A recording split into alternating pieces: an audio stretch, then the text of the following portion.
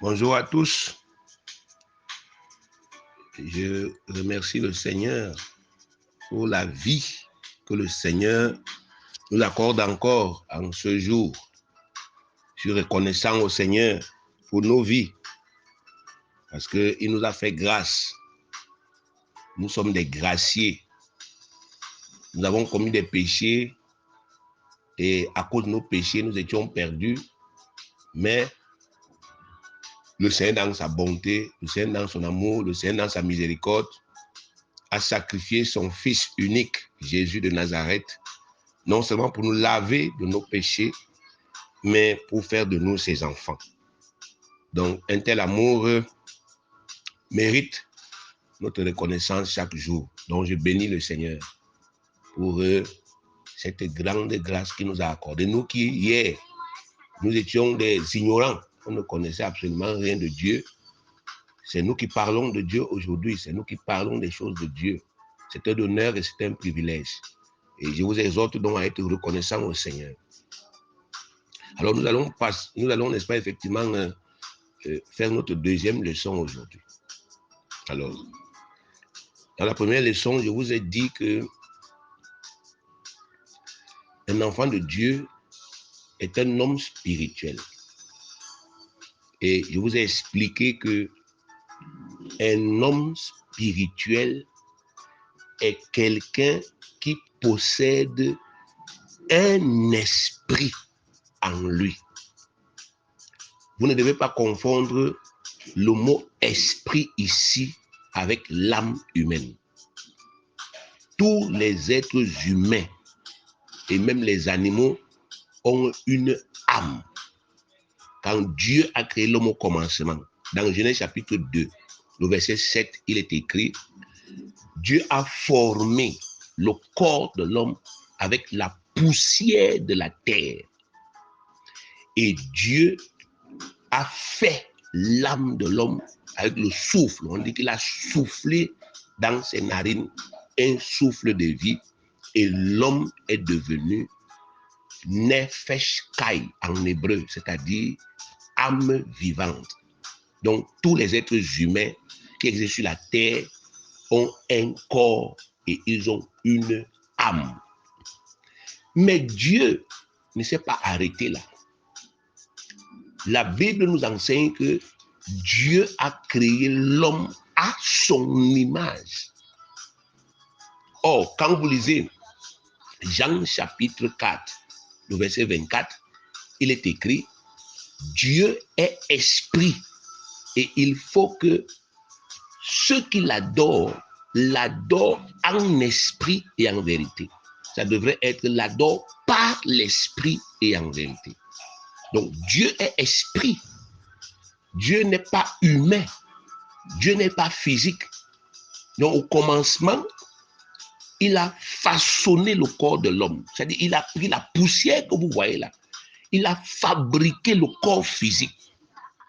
Et ensuite, il a fait une âme. L'âme ici, c'est ce qu'on appelle l'esprit de l'homme. L'esprit qui anime le corps de l'homme. C'est celui qu'on appelle l'âme. Vous avez, pour ceux qui ont retenu 1 Corinthiens chapitre 2 que nous avons lu, ceux qui ont vraiment retenu cela, ils savent que, effectivement, dans 1 Corinthiens chapitre 2, à partir du verset 12 jusqu'au verset 15, nous avons vu à l'intérieur qu'il y a un esprit qu'on appelle l'esprit de l'homme. L'esprit de l'homme. Et il y a un autre esprit qu'on appelle l'esprit de Dieu. Donc, quand Dieu a créé au commencement, bien aimé, ce que Dieu a fait, c'est que il a d'abord pris la poussière, il a fabriqué le corps que vous voyez que nous avons. Ensuite, il a fait l'âme, qui est l'esprit de l'homme, l'esprit qui me donne la vie humaine, l'esprit qui te donne la vie humaine là. On appelle ça notre âme. C'est l'esprit là qui anime notre cerveau et qui nous fait réfléchir. C'est l'esprit là qui anime nos pieds, qui nous fait marcher. L'esprit là vit dans notre sang. Il est dans notre sang. Quand vous lisez Lévitique chapitre 17, versets 11 à 12, on vous dit que l'âme de l'homme est dans le sang. Donc l'esprit qui fait de vous un être humain, à ne pas confondre avec le Saint-Esprit, l'Esprit de Dieu. L'esprit qui fait de vous un être humain, c'est votre âme. Donc au commencement, Dieu, n'est-ce pas, effectivement, vous a d'abord donné deux parties, le corps humain et l'âme. Et les deux parties-là, c'est ce qui fait de vous un être humain. Alors, mais par la suite, Dieu a donné à votre père Adam, n'est-ce pas, effectivement, une troisième partie qui est le Saint-Esprit, l'image de Dieu, l'esprit qui ressemble trait pour trait à Dieu. Donc, Dieu a donné cet esprit-là à l'homme du commencement. C'est pourquoi l'homme du commencement était au-dessus de toute la création. C'est pourquoi l'homme du commencement était à l'image de Dieu. Et je vais vous lire pourquoi, n'est-ce pas, effectivement, Dieu avait décidé de le créer ainsi. Allons dans le livre de Genèse, chapitre 1, le verset 26 et jusqu'au verset 28. Vous allez voir, il est écrit, « Puis Dieu dit, faisons l'homme à notre image, selon notre ressemblance, et qu'il domine sur les poissons de la mer, sur les oiseaux du ciel, sur le bétail, sur toute la terre et sur tous les reptiles qui rampent sur la terre. » Dieu créa l'homme à son image. Il le créa à l'image de Dieu. Il créa l'homme et la femme. Dieu les bénit et Dieu leur dit, soyez féconds, multipliez, remplissez la terre et la sujettissez et dominez sur les poissons de la mer, sur les oiseaux du ciel et sur tout animal qui se meut sur la terre. Donc, nous voyons ici que la raison pour laquelle Dieu a créé l'homme à son image, c'était pour que l'homme domine.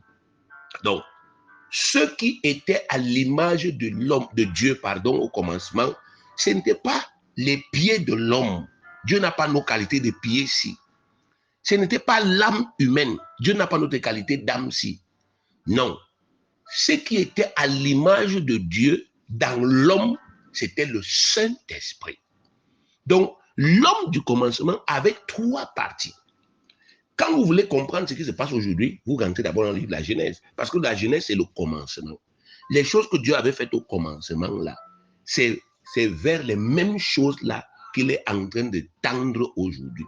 Ce que Dieu avait commencé, c'est vers là-bas qu'il est encore en train de partir aujourd'hui. Donc, si vous connaissez ce qu'il avait fait au commencement, vous pouvez comprendre ce qu'il est en train de faire aujourd'hui. Vous ne devez donc plus confondre, n'est-ce pas, effectivement, l'esprit de l'homme qu'on appelle l'âme et l'esprit de Dieu qu'on appelle, n'est-ce pas, effectivement, le Saint-Esprit.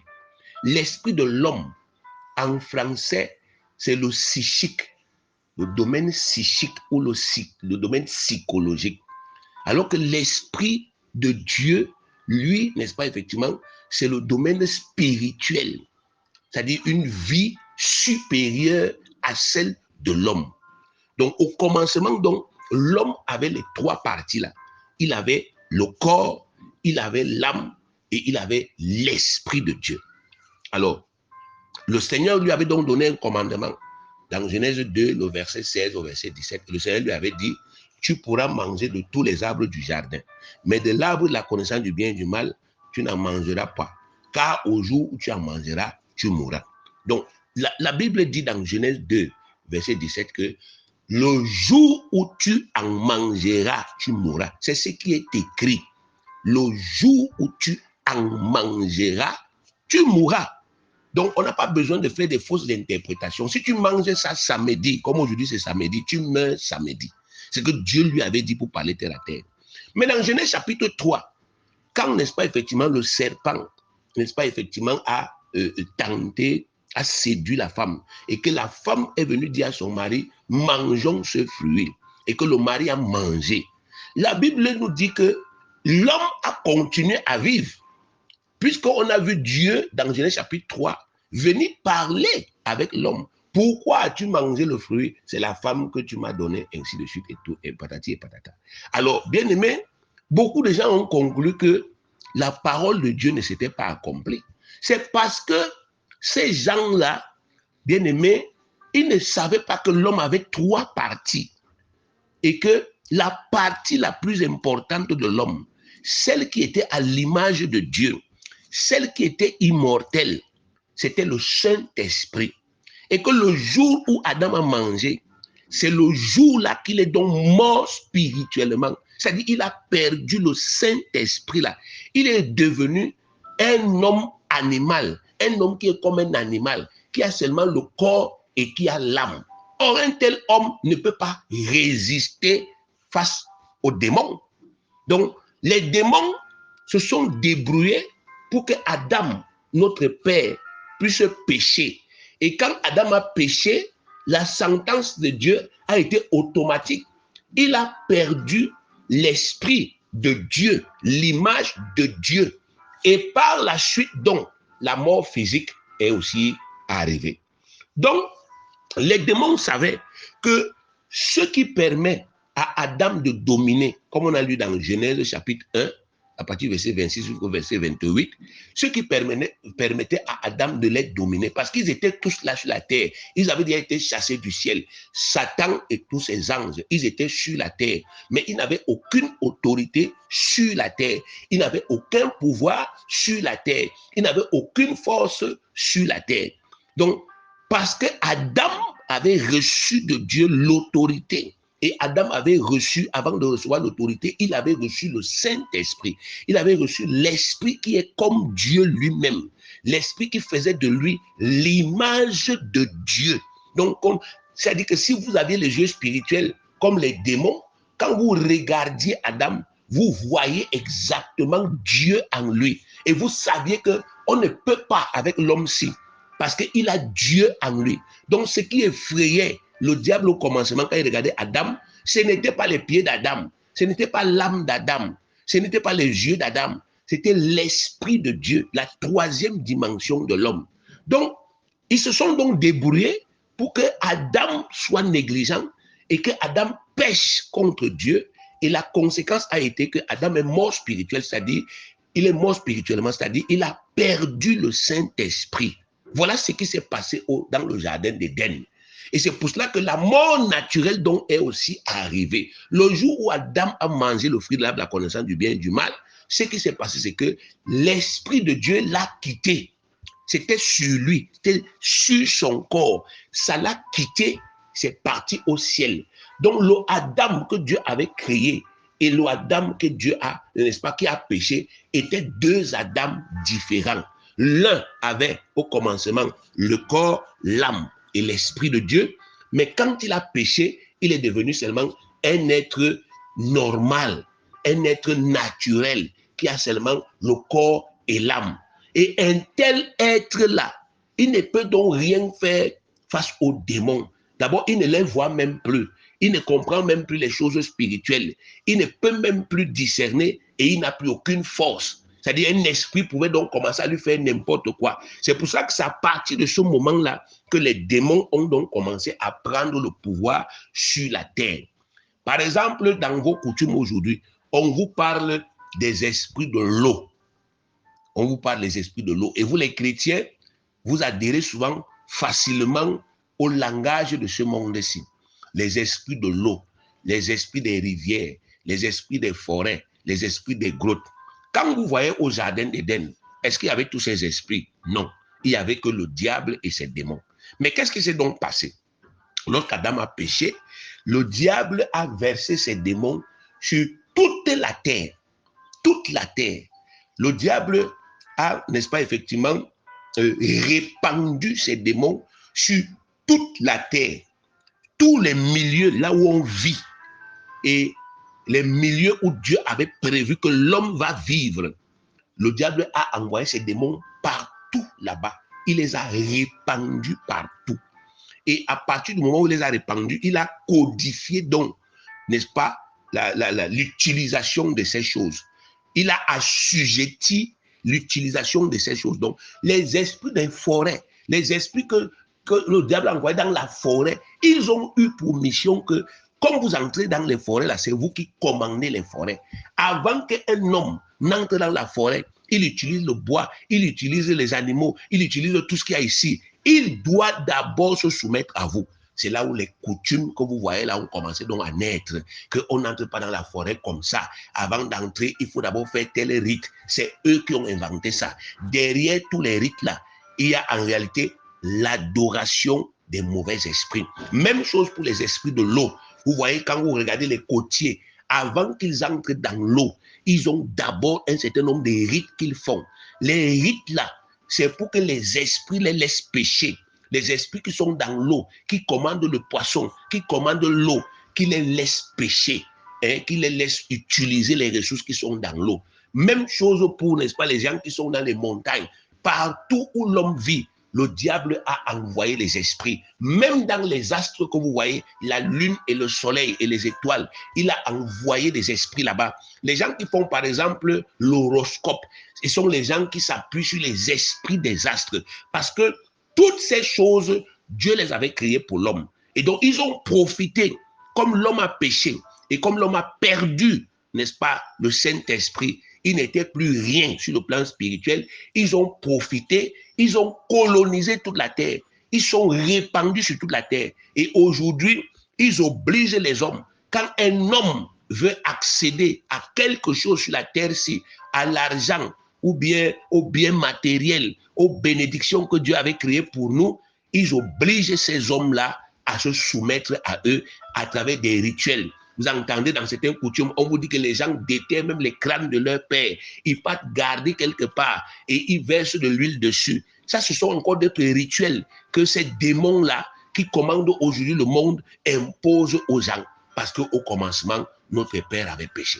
Donc, vous voyez que aujourd'hui, Dieu qui connaît toutes ces choses, il ne pouvait pas créer une église sans réparer ce qui s'était passé au jardin d'Éden. Dieu ne pouvait pas créer un nouveau peuple sur la terre-ci sans réparer la lacune que Adam a causée, le dégât que Adam a causé.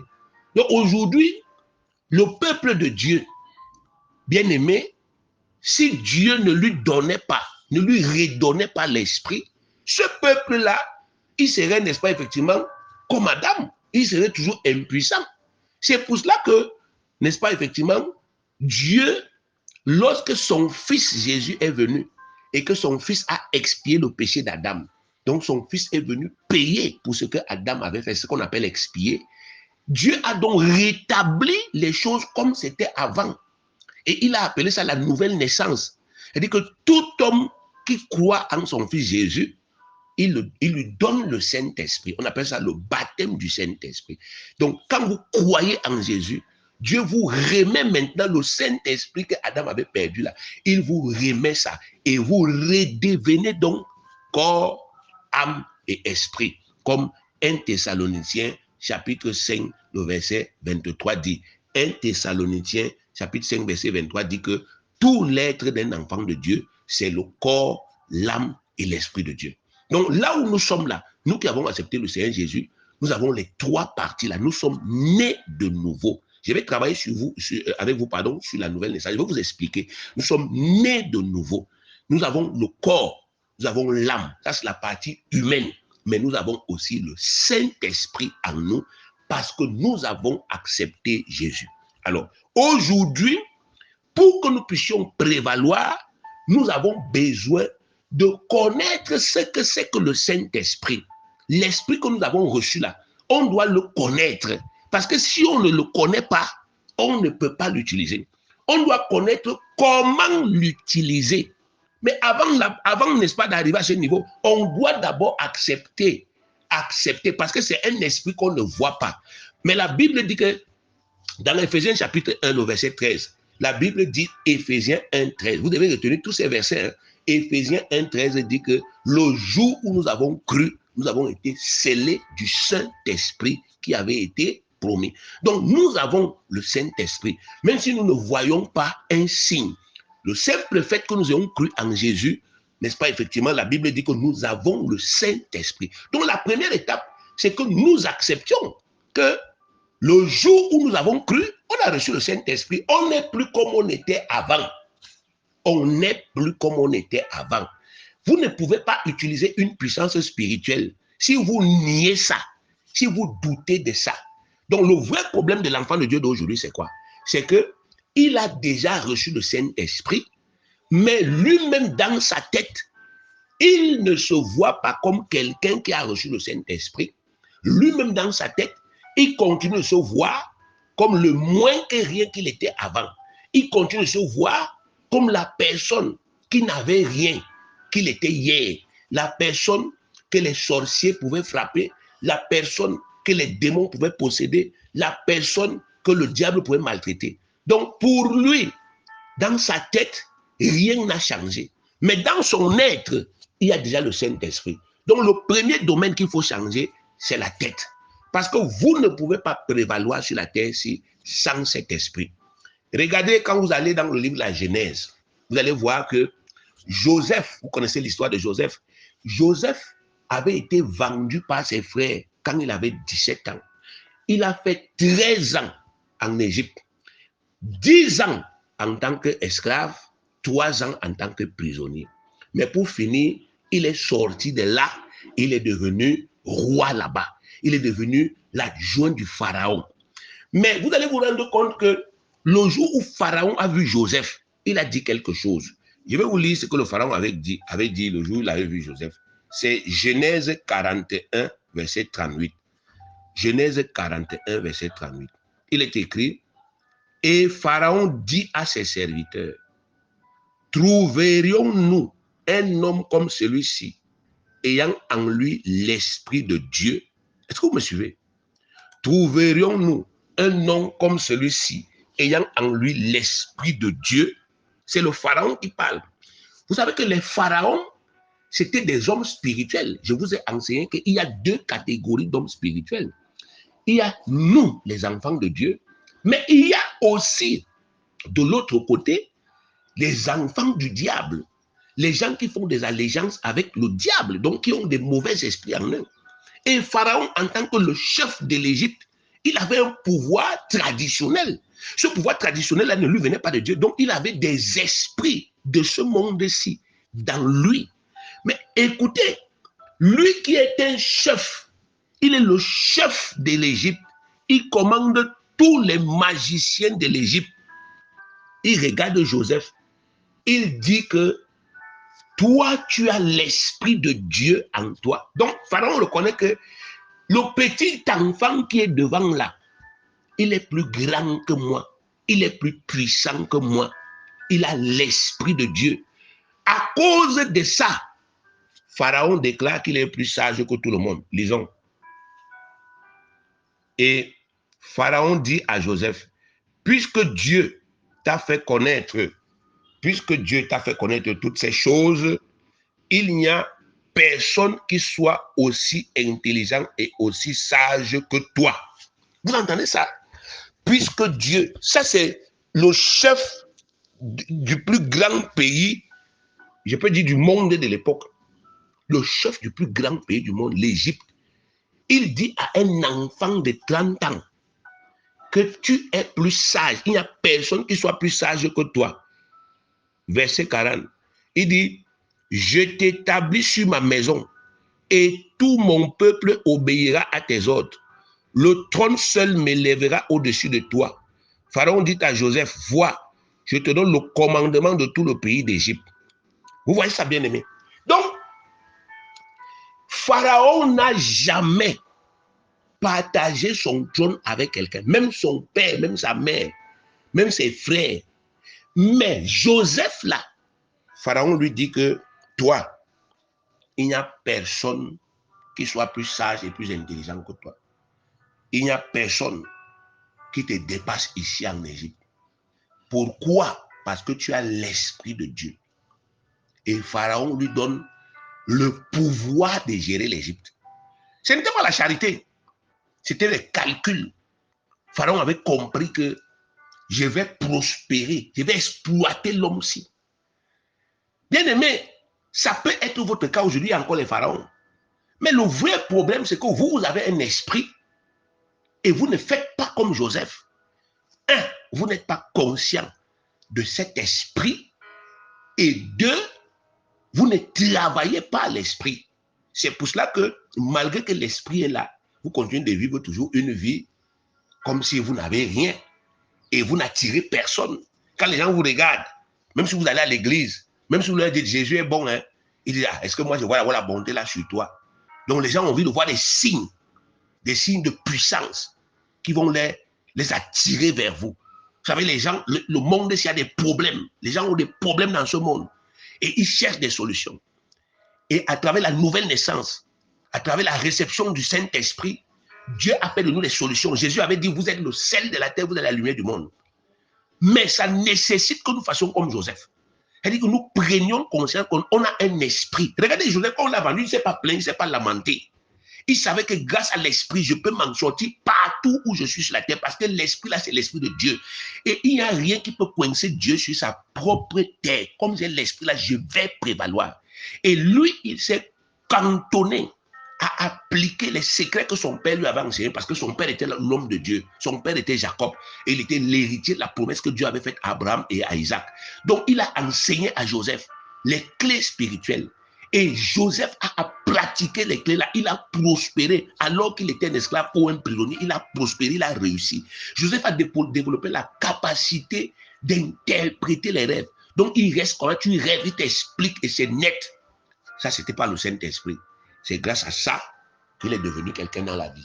Ouais, aujourd'hui, c'est aussi grâce au même esprit que vous devez devenir quelque chose, à condition que vous preniez conscience que vous avez vraiment l'esprit et que vous ne vous regardiez plus comme vous vous regardiez avant. Vous comprenez que je suis né de nouveau. Le jour où j'ai confessé que Jésus est mon Seigneur, je suis né de nouveau. Et si vous ne l'aviez pas encore fait, vous recommencez. Seigneur Jésus, moi je confesse que tu es le Seigneur de ma vie. Je te donne la seigneurie de ma vie, le règne de ma vie. Je crois dans mon cœur que Dieu t'a reçu dans les morts. Je suis sauvé. Merci parce que je suis baptisé du Saint-Esprit. Merci parce que je suis né de nouveau. Vous le faites et vous le croyez. À partir du moment où vous serez convaincu que vous avez cet esprit, alors on va passer à la prochaine étape qui sera de commencer à vous montrer comment on utilise cet esprit pour prévaloir. Que Dieu vous bénisse au nom puissant de Jésus-Christ.